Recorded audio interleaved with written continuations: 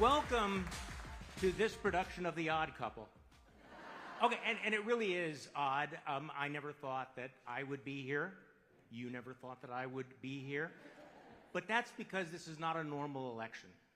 This is not an election between Democrats and Republicans, liberals and conservatives. So that's why we're doing this, dogs and cats together in this strange moment. That's why we're having this conversation here in Brookfield, Wisconsin, crucial Waukesha County. But we're not going to be talking about a few things. We're not going to be talking about sharks and electrocutions.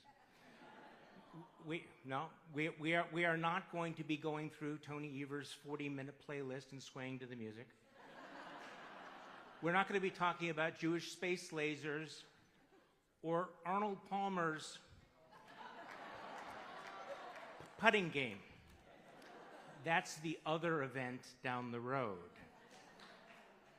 The reason we're having this conversation, though, is that despite the clownishness, the stakes are so serious. This is election, again, not about the normal divisions in American politics, but about things like decency and democracy, the rule of law, whether or not we're going to shred the Constitution, and whether or not America will continue to be a shining city on the hill to the rest of the world. I don't think our guests tonight need any introduction, so I won't spend some time, but I do want to say this. Political courage is vanishingly rare in our world today. And I know of very few people more courageous than Liz Cheney.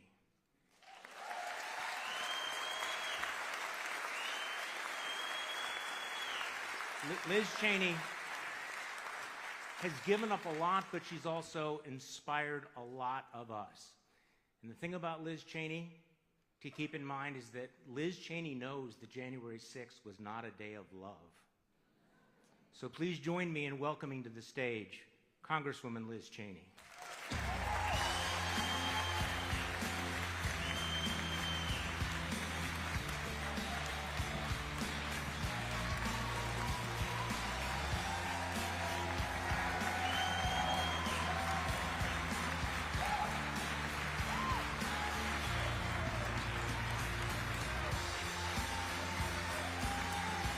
Thank you, Liz. And it is my great privilege and honor to introduce to you tonight someone who is here precisely because she believes we have to put country over party, the next President of the United States, Vice President Kamala Harris.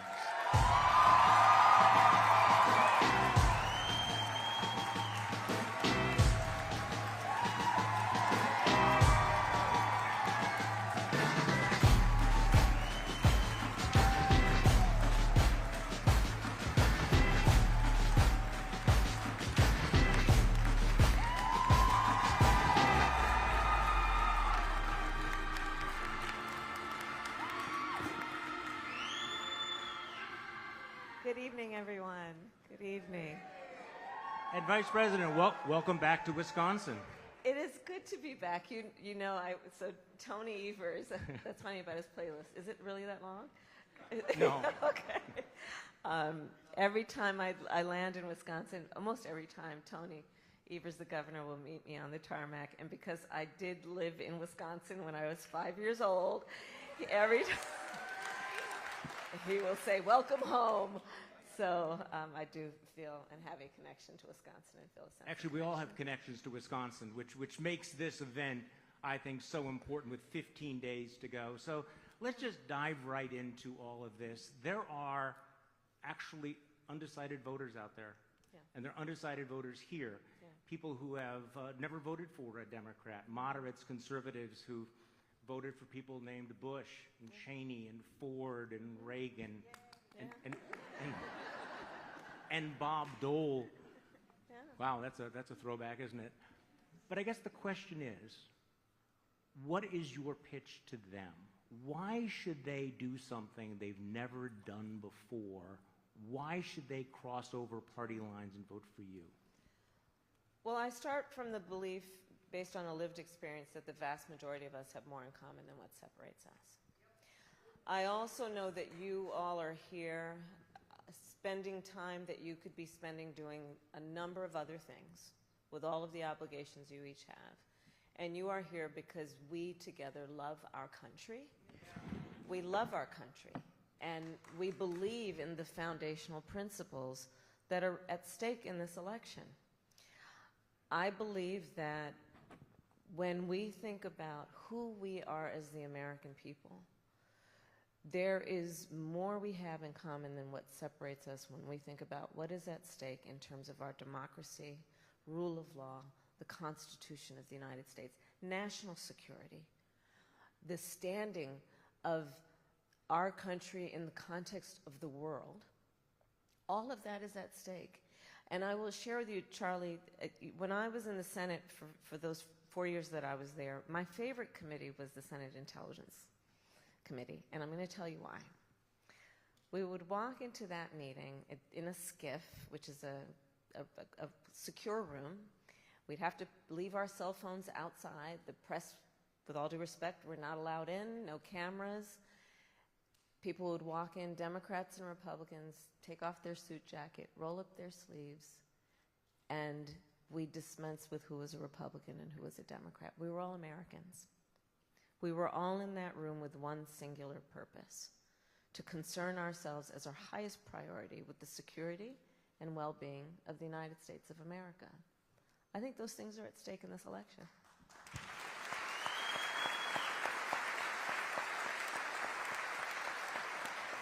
Congresswoman Cheney, you know how hard this is, though.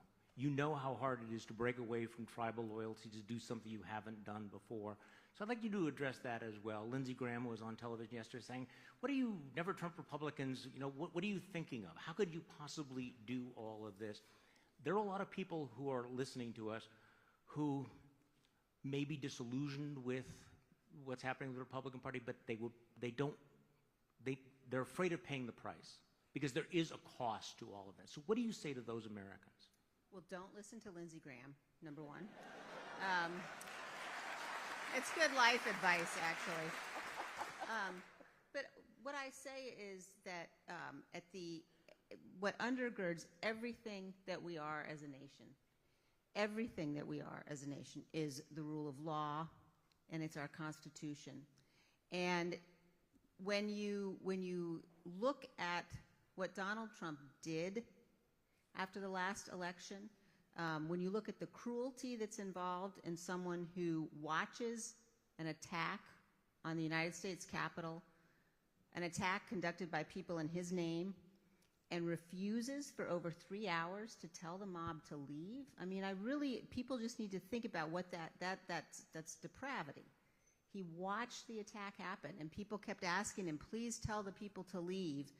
And law enforcement officers were being brutally beaten, and the Capitol was being assaulted, and he would not tell people to leave for over 3 hours.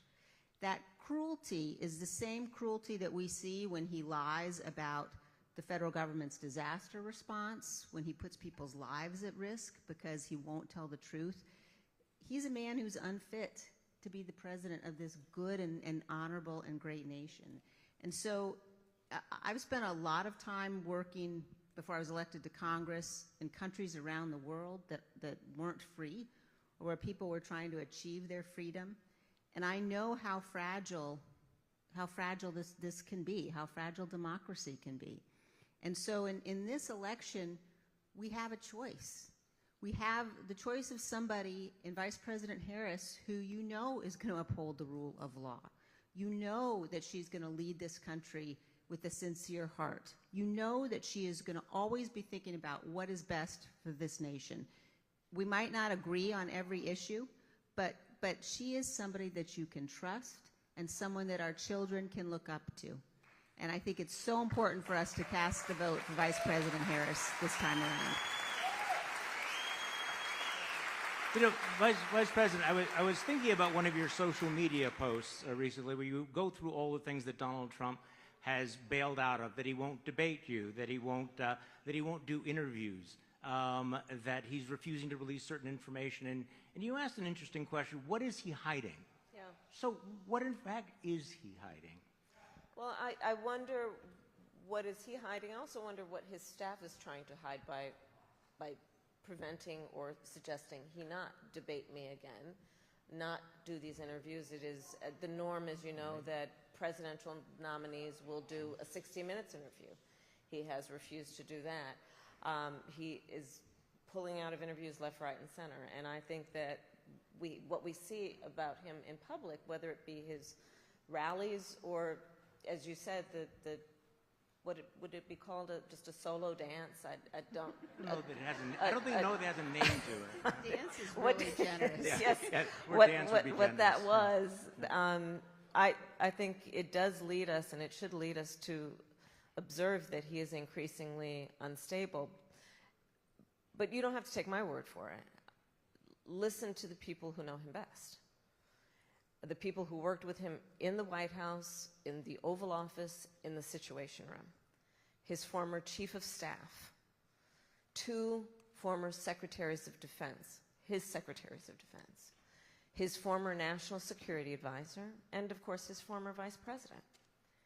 And they have each talked about, the chief of staff, that Donald Trump has contempt for the Constitution of the United States. Not only has that been said by a former chief of staff of the former president, but we know he has openly talked about his intention to terminate the Constitution of the United States. I have taken that oath 6 times as district attorney, twice, elected and reelected, as attorney general of the largest state in California, twice, as United States Senator, and actually now as vice president. And the Congresswoman and I have talked about that. That is an oath one must take seriously. It is a duty to defend and honor and uphold the Constitution of the United States. He has said he would terminate it.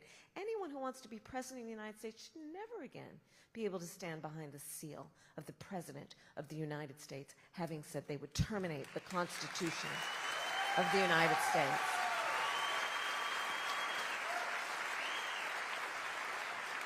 And again, most recently, the report is that the former chairman of the Joint Chiefs of Staff, a decorated general, said of Donald Trump that he is fascist to the core. These are the people who know him best, people who worked with him. And so, yes, we can talk about that moment on stage of the music and all that, but I think it's very important that we acknowledge, and I've said publicly, Donald Trump is an unserious man. And the consequences of him ever being president of the United States again are brutally serious. Brutally serious. To the Congresswoman's point, I have now, as Vice President of the United States, met over 150 world leaders, presidents, prime ministers, chancellors, and kings. Many of them multiple times. We are on a first-name basis. Most of them allies in connection with NATO, and I've met with them in connection with our standing rightly with Ukraine. The world is watching this election, and our allies are worried. Because the reality is that when we as the United States of America walk in these rooms around the world, we walk in chin up, shoulders back, with the earned and self-appointed authority to talk about the importance of democracy and rule of law. And being a role model, this is a room of role models, we know as a role model, people watch what you do to see if it matches up to what you say. One of my very real fears, Charlie, to be candid, is I hope that we as the American people fully understand how important America is to the world. I hope we really, really understand that.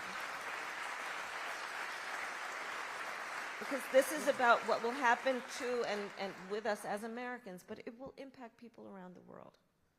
Let me follow up on that, Congresswoman, because I was on a podcast recently with another pundit who was saying that she was afraid that America was sleepwalking into authoritarianism, that American voters were not sufficiently alarmed. And as the Vice President just said, the former chairman of the Joint Chiefs of Staff just said that Donald Trump was the most dangerous threat facing the country. Do Americans in this last 15 days, do they understand that, and what has to happen in the next 2 weeks for them to really understand the danger? Yeah, Yeah, I think that they think they do. And, you know, one of the things I remind people is that although not every Republican who is casting a vote for Vice President Harris will say publicly that they are, there's clearly, you know, a threat associated with that in some instances. But millions will. And they will do that for a whole range of reasons. But what you mentioned is so important. I mean, when I think about, you know, the first time I ever voted was for Ronald Reagan.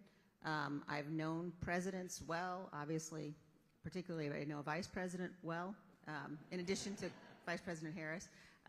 And I watch how our presidents have operated. And even when there have been presidents that we have potentially disagreed with on issues, they've respected the Constitution. I mean, think about the 2000 election and how close that was, and what Vice President Gore did in his concession speech and ensuring that we had the peaceful transfer of power. And so I would just urge people, again, you don't have to take my word for it, but look at what the people closest to Donald Trump are saying about him. Look at the testimony of the leaders of his Justice Department, the leaders of his campaign, the most senior officials in his White House. Look at their testimony in front of the Select Committee. You know, they're the ones that told us everything that we know about his plan to overturn the last election, about what he did watching the attack from his dining room. We've never faced a threat like this before, and I think it's so important for people to realize this republic only survives if we protect it, and that means putting partisan politics aside and standing up for the Constitution and for what's right and loving our country more. Do you think we'll be hearing more from some of those folks in the next 15 days?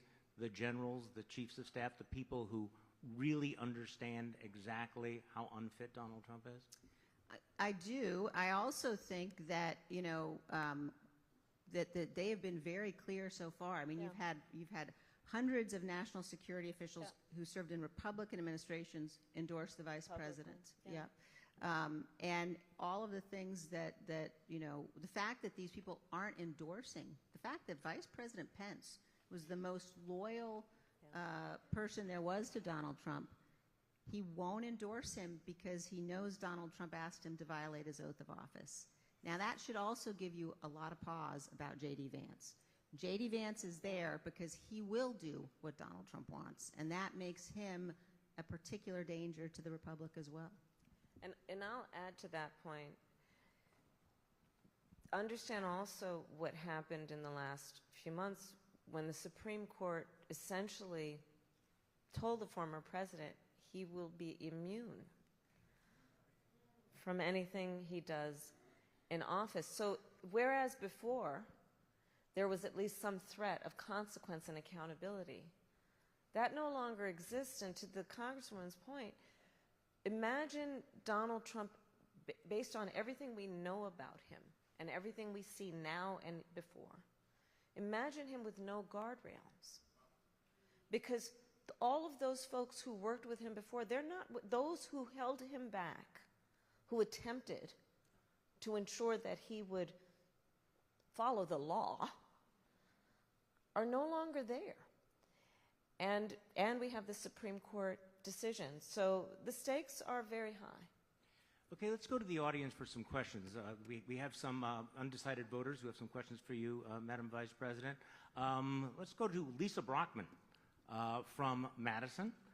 Lisa is a small business owner. Hi. Good evening. Thanks Hi. for taking my question. I have a question on reproductive freedom. Yeah. And I come from a conservative, Christian, pro-life family. And I was a Republican until Donald Trump's presidency. Like most Americans, I believe in a woman's right to choose. And with the overturning of Roe v. Wade, my 21-year-old daughter now has fewer rights than her mother or her grandmother's. I no longer recognize the Republican Party. They have introduced bills from everything from restricting birth control to bringing homicide charges for abortion. It is such an extreme, radical agenda by any standards. And it seems less about the unborn and more about controlling women. So my question is, what are your thoughts on this extremism, and how can we restore those fundamental human rights that have been taken away from the American women? Thank you. So to your point, when Donald Trump was president, he hand-selected 3 members of the United States Supreme Court with the intention that they would undo the protections of Roe, and they did as he intended. And now there are at least 20 states in our country that have criminalized healthcare providers, to your point.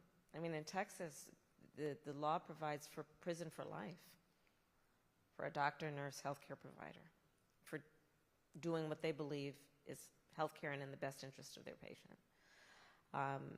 Punishing women, I was actually just this week, just a few days ago, in the state of Georgia with the mother of a young woman who died because of Georgia's abortion ban, and she had to go to another state, and it's a long and very tragic story that did not have to be. And here's how I think about this issue. One does not have to abandon their faith or deeply held beliefs to agree that the government, these folks in a state capital, much less Donald Trump, should not be making this decision for her. If she chooses, she will talk with her priest, her pastor, her rabbi, her imam, but not the government. And I also have found, though, since the 2 years that the Dobbs decision came down that this happened, I have had conversations with a number of people who were opposed to abortion and remain opposed to it, but did not intend for the harm that we are seeing to happen. And I think as this decision came down and we are seeing the harm, there are more and more people who are agreeing that this should not be the government making this decision for women and their families. And the way that we will address this is eventually Congress needs to pass a law restoring those protections. And we need to agree that in our society, you know, we should not have laws that are treating people in a way that is causing such harm. I'll give you another example of the harm that is going on. I started my career as a prosecutor. I have prosecuted everything from low-level offenses to homicides. But one of the reasons I became a prosecutor is because when I was in high school, I learned that my best friend was being molested by her stepfather.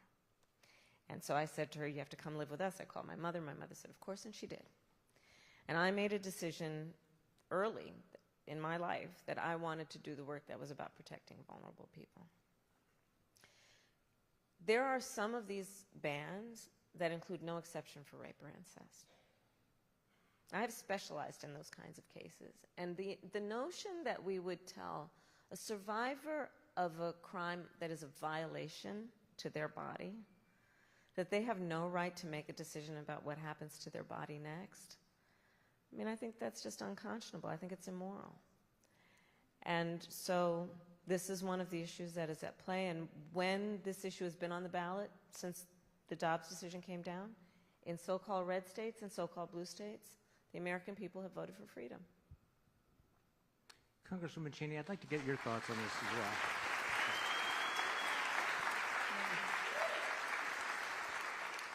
You know, I'm pro-life. And I have been very troubled, deeply troubled, by what I have watched happen in so many states since Dobbs. And I have been troubled by the extent to which you have women who, as the Vice President said, in some cases have died, who can't get medical treatment that they need because providers are worried about criminal liability. You know, we're facing a situation today where I think that it's an untenable one. And I think that as we deal with issues like this one, having a president who understands how important compassion is, who understands that these shouldn't be political issues, that we ought to be able to have these discussions and say, you know what,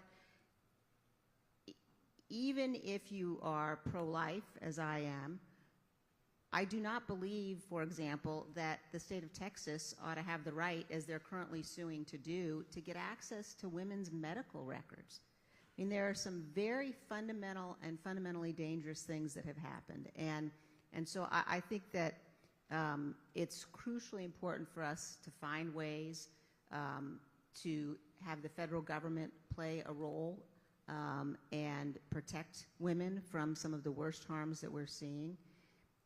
But again, I just think that if you look at the difference in the way that Donald Trump is handling this issue, you know, Donald Trump at one point called for criminal penalties for women. Now, you know, he's been now trying to you know, sort of be all over the place on this issue, although he expresses great pride for what's happened. And I think the bottom line on this, as on so many other issues, is, you know, you just can't count on him. You cannot trust him. We've seen the man that he is. We've seen the cruelty, and America deserves much better. Thank you. Thank you, Lisa. So we have another question. Carolyn Mitchell from Wauwatosa has a question for the Vice President as well. Hi. I have concerns about the strength and the health of the Medicare and the Social Security system. Mm-hmm. There have been a lot of suggestions for improving or protecting it. Some of them raising the age for full acceptance of Social Security. There's also the idea that we would end the cap on the Social Security tax. There is also the suggestion that we raise the tax rate on both Medicare and Social Security. And of course, the last one is to reduce the benefits. So my question for you is, how can we protect the health of both Social Security and Medicare without reducing the benefits? Thank you.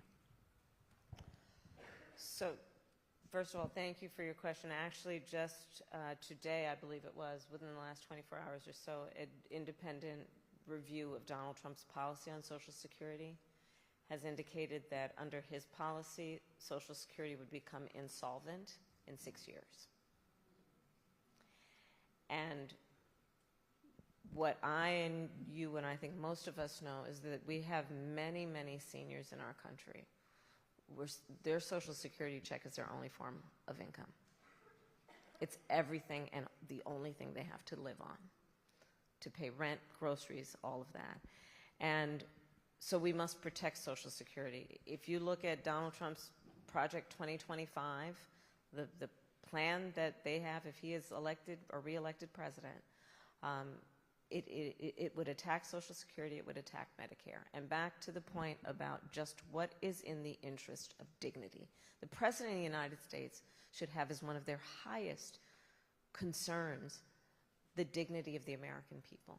And in particular, those who have lived a productive life, who deserve to be able to retire and go into their senior years with the dignity of not worrying about whether they're going to have a roof over their head or be able to eat. So my plan includes what we need to do to strengthen the solvency of Social Security. It includes what we're going to need to do and work with Congress to make sure we're putting more into it. And it cannot be about cutting benefits, because right now those benefits are barely adequate as it is. What we must also do is continue to strengthen Medicare around what we've been working on, which is to allow Medicare to negotiate prescription medication costs for our seniors.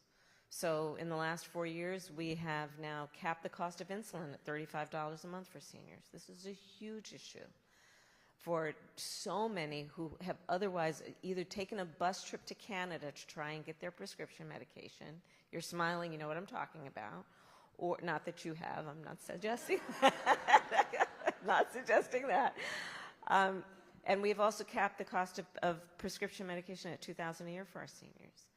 Understanding again that this is a related issue, which is what is causing our seniors to be on the verge of bankruptcy. And homelessness, by the way. The other work that we have to do is to deal with home health care and how Medicare is covering that. So part of my plan is, right now, the only way that there will be coverage for home health care is, generally speaking, Medicaid, which means that the family or the individual would have to spend down all of their savings to be able to be eligible for Medicaid. And frankly, I think it's just that's wrong, and it's just wrong. You know, I took care of my mother when she was sick, and the work that needs to happen to support our seniors to be able to stay in their home, to be able to live a life with dignity, should include that we will pay attention to the fact that not everybody can afford that help. Not everyone has a family member who can do it. And so my plan includes having Medicare cover home health care work for seniors,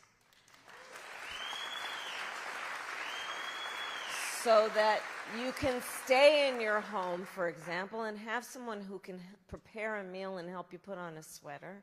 But the core point being dignity, and understanding that we should not have a society that allows or requires our seniors to go into poverty in order to qualify for the care that they may need, that I think we most would agree should provide.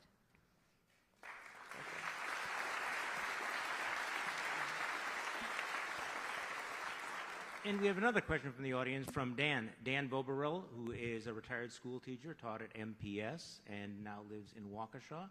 Again, a genuinely undecided voter, I understand. Thank you. Come on, Good Dan. evening. What did you say?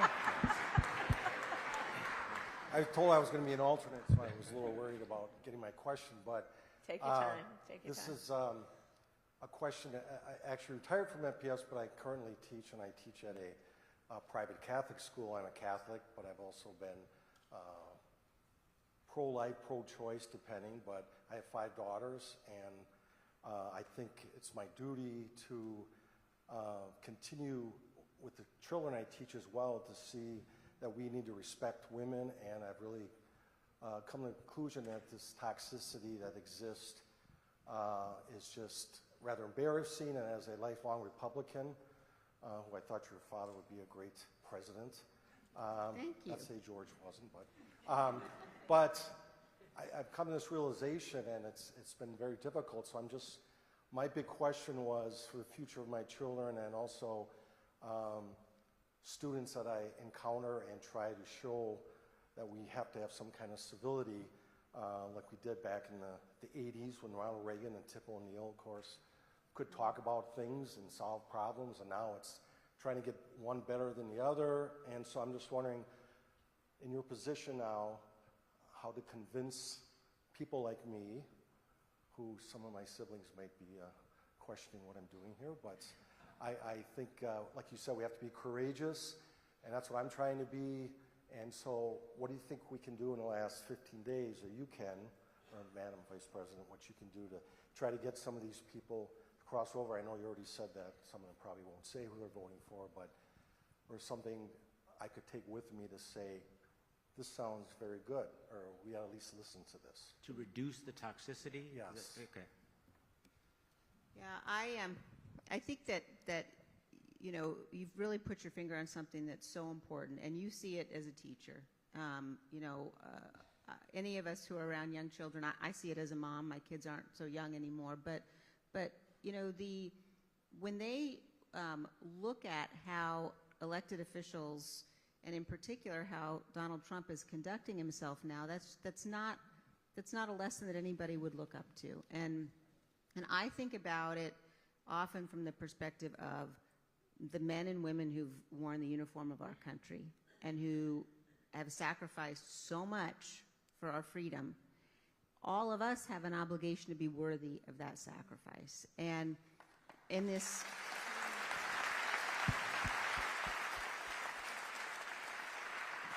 you know, in this moment, there are millions of good and honorable people who Donald Trump has just fundamentally betrayed. And I think it's so important for people to think about this from the perspective of, the decision to give somebody the power of the presidency means that you're handing someone the most awesome and significant power of any office anywhere in the world. And you have to choose people who have character, choose people of good faith. The framers knew this. The framers knew that it was so important that, we take an oath, but that also fundamentally you had to have people of character. And Donald Trump has proven he's not one of those people by his actions. So, what I say to people is, look, for us to get back to a time where we are actually having policy debates and discussions and disagreements, we have to protect what undergirds all of this. And what undergirds all of it is the Constitution. And we have to be willing to say, as a nation, we're better than partisanship. And I say this as someone who spent a lot of years engaged in partisan battles. And there are important debates we have to have. But if we allow someone, again, if we give him the power again to, do all of the things he tells us he's going to do. He says he'll terminate the Constitution. He says he'll deploy the military against the enemy within. That is a risk that we just simply can't take as a nation. And I think that, this vote, this election cycle, this time around has to be about so much more than partisanship. And I will just end this by saying, and I also know, because I have spent time with Vice President Harris, because I have come to understand what she believes about how she will govern, that she will be a president for all Americans, that she's committed to listening and committed to having viewpoints, some of which, come from different ends of the political spectrum. And if you think about how you conduct, your life outside of politics, how we all conduct our everyday lives, those are the kinds of people that you trust. Those are the kinds of people you can work with. Like, if you wouldn't hire somebody to babysit your kids, you shouldn't make that guy the president of the United States. I mean, that's pretty big.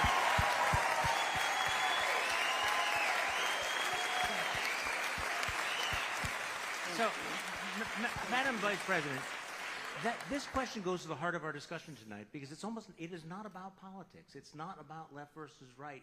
We're talking about the culture and the impact, the coarsening of the culture, the way in which we have been taught to fear and hate one another, and how our debates have just devolved into sort of trolling one another.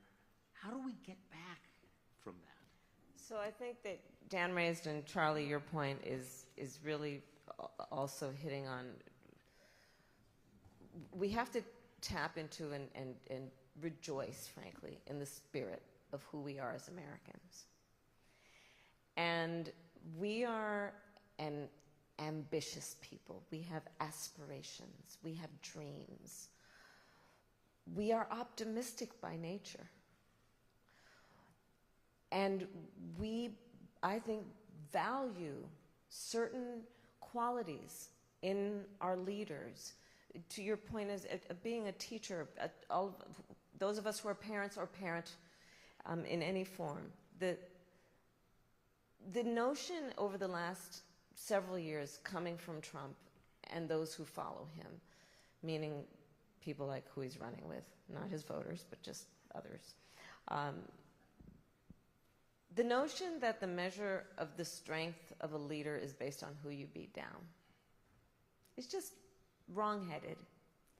I think most of us would agree that the real measure of the strength of a leader is based on who you lift up.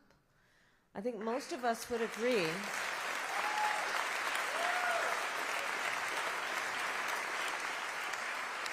and most of us would agree that it is, when we talk about character, it is the sign of strong character to have empathy, to have some level of concern and care about the well-being of other people, and then to do something about that.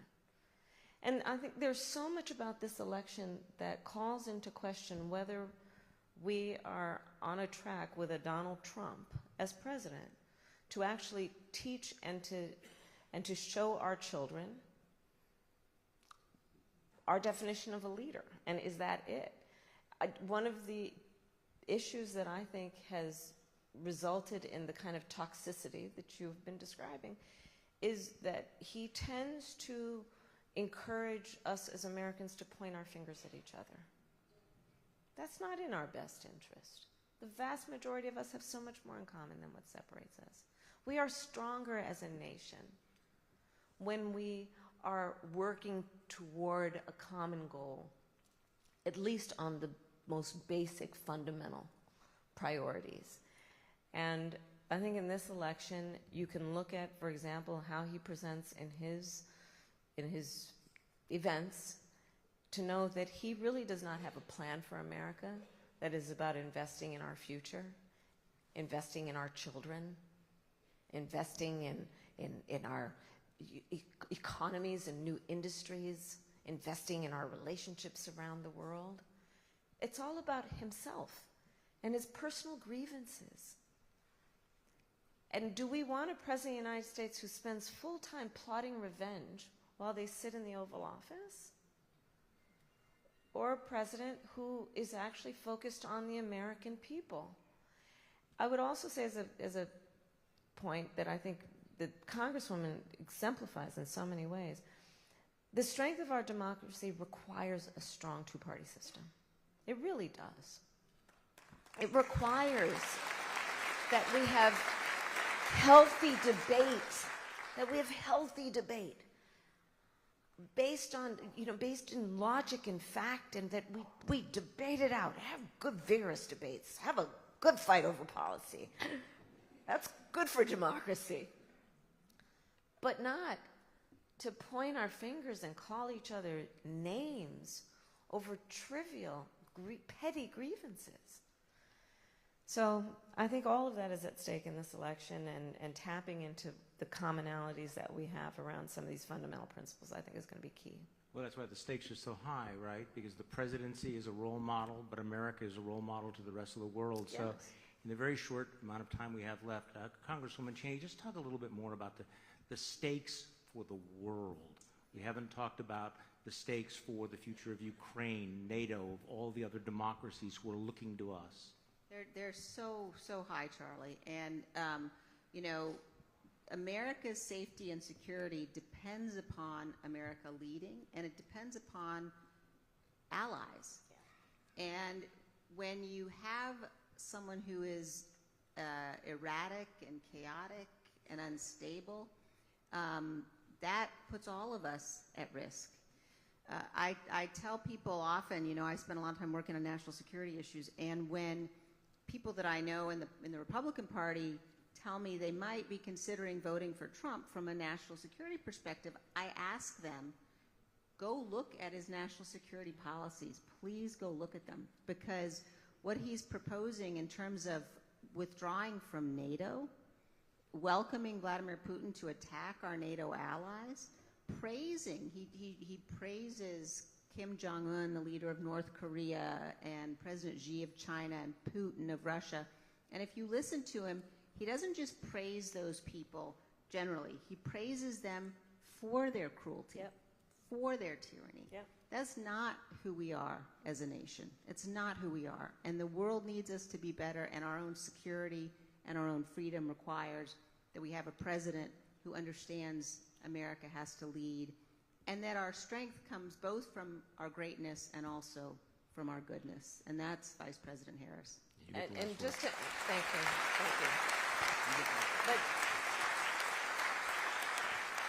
But just as a point of emphasis on this important point, understand that this is an individual, Donald Trump, who is easily manipulated by flattery.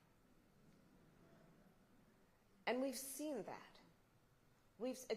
Don't forget he dared to even consider inviting the Taliban to Camp David. Remember all this, the love letters with Kim Jong-un. Let's remember what we just most recently, what was reported, During the height of COVID, Americans were dying by the hundreds a day. Nobody could get their hands on COVID tests. You remember what that was. During that time, he secretly sent COVID tests to Vladimir Putin for his personal use. On the issue of Ukraine, he says, oh, well, I'd solve that in a day. Well, I don't think we as Americans think that the President of the United States should solve an issue like that through surrender. And understand that's what would happen. Understand that's what would happen. Vladimir Putin would be sitting in Kyiv if Donald Trump were president. And understand what that means. As so much our allies understand, and that's why they're concerned about this election. If Putin were to get away with invading the sovereignty and territorial integrity of Ukraine, because America, the leader in bringing the allies together and standing for fundamental international rules and norms like sovereignty and territorial integrity, if Vladimir Putin got away with that, you think he wouldn't march next right into Poland and the rest of Europe? Because Donald Trump wants to please somebody that he considers to be a strong man who he admires? So on this and so many issues, the stakes are extremely high. But I would say this is a final point for now. This is not as much an issue of what we are against as what we are for. And I'll end my point where I started. We love our country. And our country is worth fighting for. And that's how I think of this. Our democracy will only be as strong as our willingness to fight for it. And you all are taking your time out of your lives to be here because we, I think, agree on that among the most fundamental principles at stake. And I thank you for the time you've taken, and I hope to earn your vote, by the way. Thank you. Thank you. And we have 15 days to make a decision. Thank you all for coming here to Brookfield, Wisconsin. Thank you, Congressman Liz Cheney, Vice President Kamala Harris. Thank you so much.